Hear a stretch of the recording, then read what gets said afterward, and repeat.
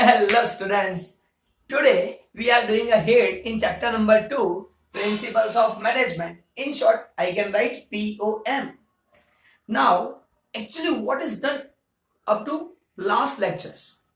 First, Principle of Management Introduction. Its meaning, its concept, and one short question related to that.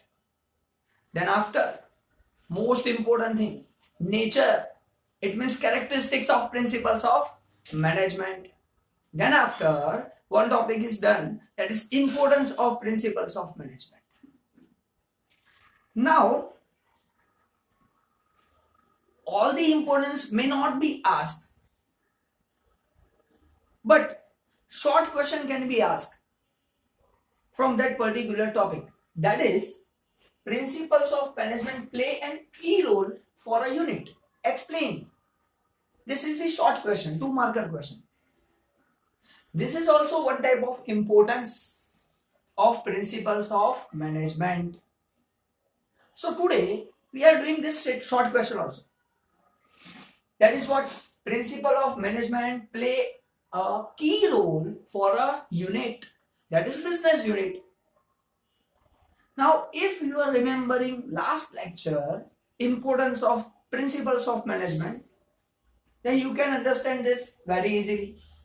Because of principles of management, achievement of business unit's goal becomes easy, because principle of management provide guideline to achieving the goal. Simple. So this is the question that we are going to do today. Second thing also we will do, that is, what do you mean by thoughts, approaches of management? Same question can be asked in this way also. What is management thoughts?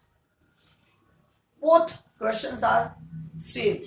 Only way of asking the question is different. So second question, we will do this also. So first we are starting with principles of management play a key role for a unit. Explain how it plays key role in the business. So simple thing is that. First, principles of management provide what? Vision. Vision means what? What we need to do.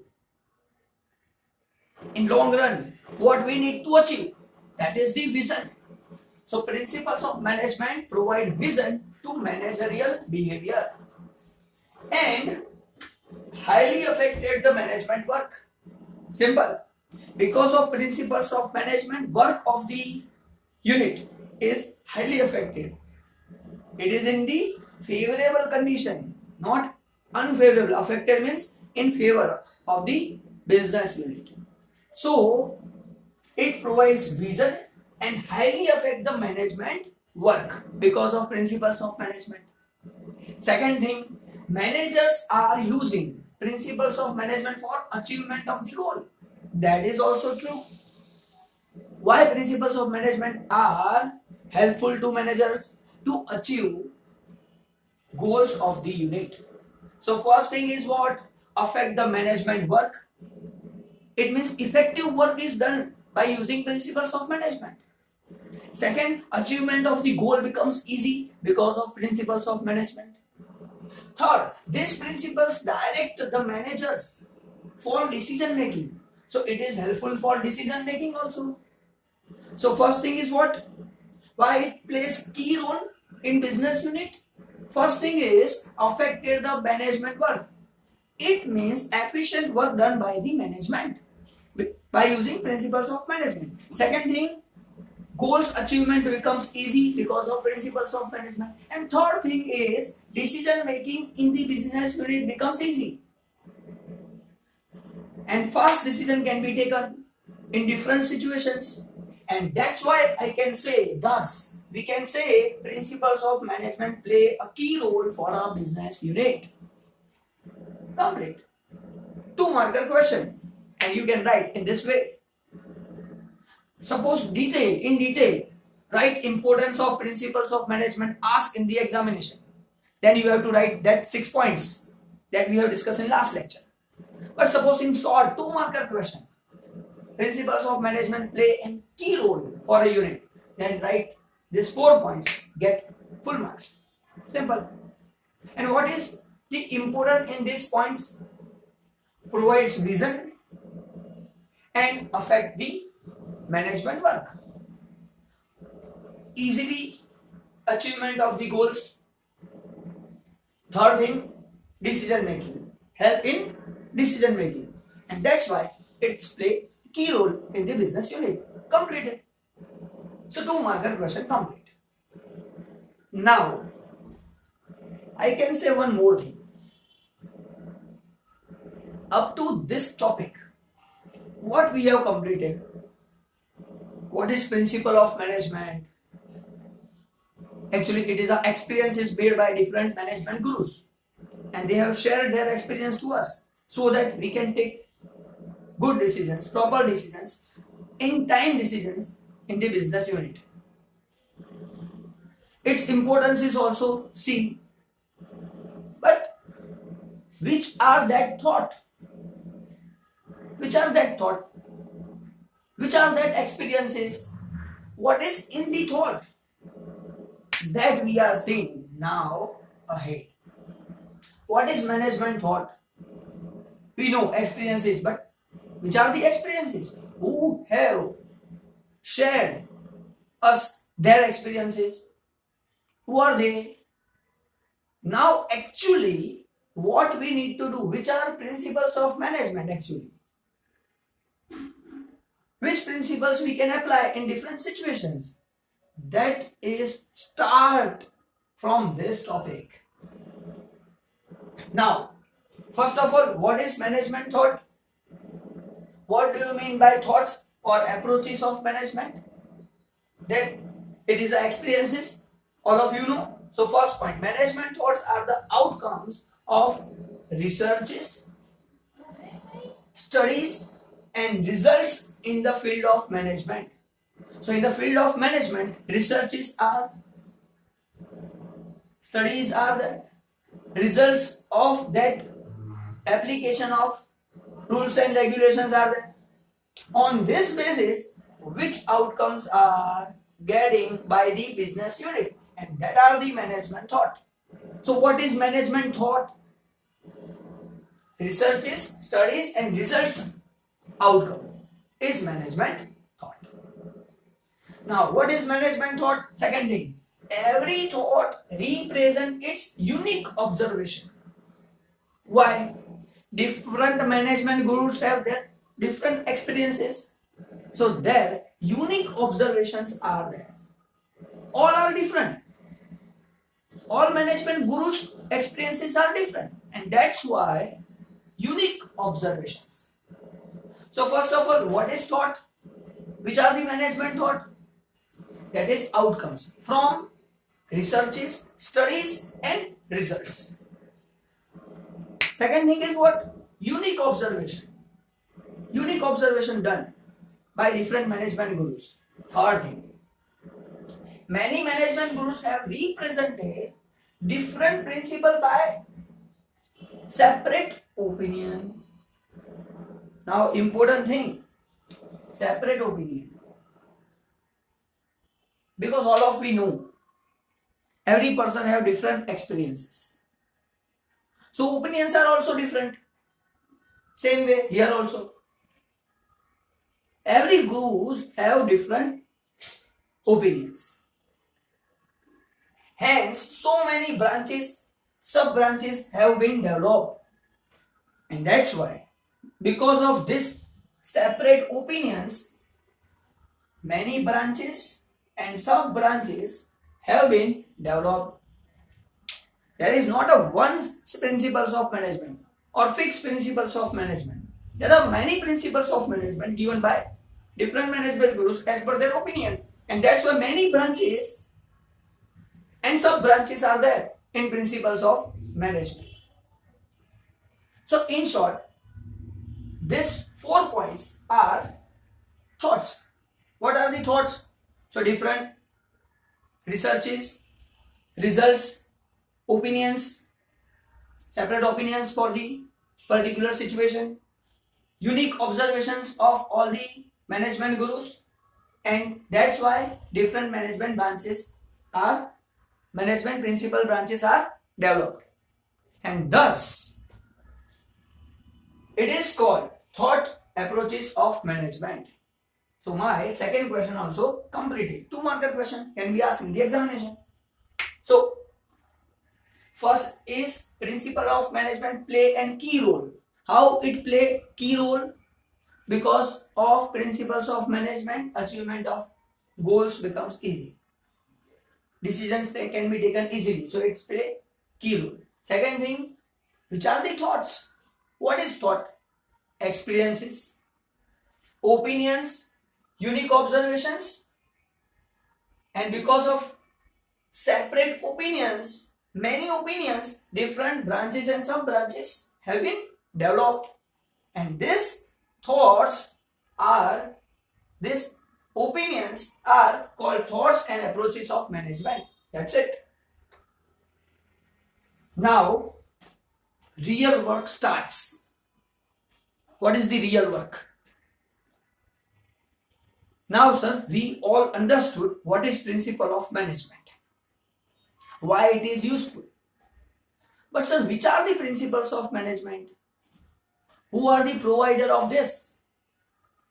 So today, I am explaining you these 3 concepts. That is 3 thoughts, 3 theories. All the principles of management given by different management gurus time by time. They have made different experiences and make new principles. So it is divided into 3 parts. First, classical theory. Its time period is 1900 to 1930. Neoclassical theory provided during the years 1930 to 1960. And modern management. Modern management provide after 1960. In short, time by time, new principles are adopted by different management gurus, and that becomes the part of thoughts, approaches. And even today, we are using this all whenever it is required and applying, making new principles also as per the different situation that is allowed. And that's why we have already seen principles of management are flexible, not rigid. Simple. So students, classical theory, neoclassical theory, and modern management. In these 3 parts, thoughts are bifurcated. So, who is a provider of classical theory? There are many persons who have explained their experiences, but from that, 2 are main. Frederick Winslow Taylor. This is the Frederick Taylor. And second, Henry Fayol. These 2 persons are main who are the provider of classical theory. Many other persons are also there, but main principles given by these 2 persons. And even Frederick Taylor is known as father of scientific management, because what Frederick Taylor has provided. This 1-marker question can be asked in the examination also. Who is the father of scientific management? Frederick Winslow Taylor is the father of scientific management. Frederick Taylor is the father of scientific management. Now, what is scientific management? So, time study, motion study, and different wage rate system. By studying these 3 things, principles of management is provided. That is given by Frederick Taylor.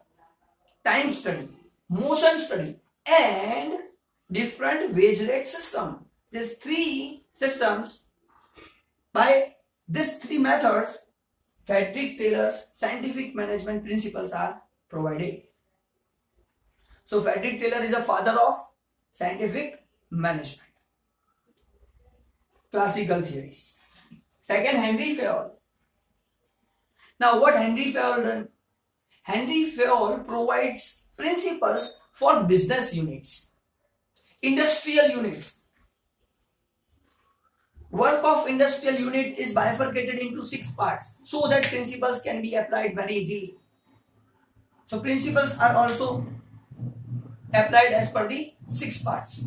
So principles based on industry unit is provided by Henry Fayol during 1900 to 1930 years. So during this 30 years, classical theory provided by mainly 2%. Different persons are there, different management groups are there, but mainly we will discuss in detail Frederick Taylor's scientific principle and second Henry Fayol's principle based on industry. So what about the Frederick Taylor? Time study, motion study and differential wage rate system. These 3 studies done by Frederick Taylor and Henry Fayol based on industry. These 2 persons principle we will do in next lectures in detail. Second thing, neoclassical theory during the 1930 to 1960. Now, some limitations are in classical theory. Some limitation. Here, work is in the center. In classical theory, work is in the center. But human relation is not considered at the time of classical theories. And that's why neoclassical theory is introduced during 1930 to 1960.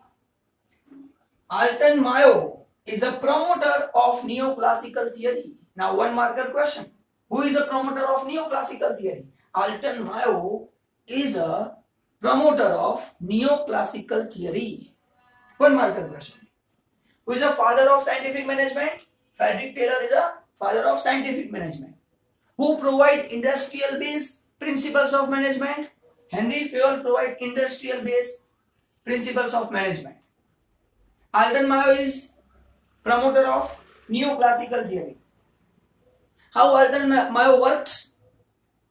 Limitations of classical theory eliminated and new neoclassical theory introduced by Alton Mayo.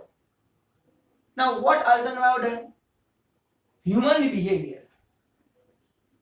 Alton Mayo focus on human behavior. Second, social mechanism thought. Society, social thoughts. Social arrangement thought. These 3 thoughts basis. It means, in short, I can say informal relation. By informal relation, Alton Mayo says, we can achieve our business unit's goal. So,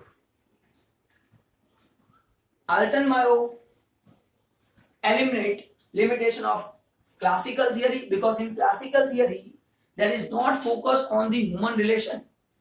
That is the limitation, and that limitation is eliminated by Alton Mayo. And human behavior.